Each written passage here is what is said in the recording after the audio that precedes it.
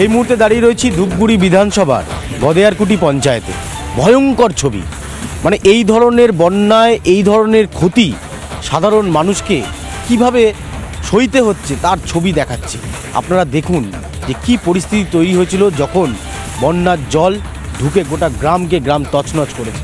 এই মুহূর্তে একটা বাড়ির ছবি দেখাচ্ছি, আমরা দেখতে পাচ্ছি সেই বাড়িতে এই মুহূর্তে বাড়ি বলে আর কিছু নেই, গোটা জায়গাটাই কিন্তু আমরা দেখতে পাচ্ছি ভেঙে গিয়েছে। যার বাড়ি তার সম্পূর্ণ জায়গাটা ভেঙে গিয়েছে। এই গ্রামের মানুষের কাছ থেকে সেই সমস্ত কথা শুনবো যে ঠিক কী হয়েছিল এবং সেদিনকের রাত হয়তো জীবনে অতীতে আর কোনোদিন তারা ভুলতে পারবেন কি না সেটা যথেষ্ট সন্দেহ রয়েছে।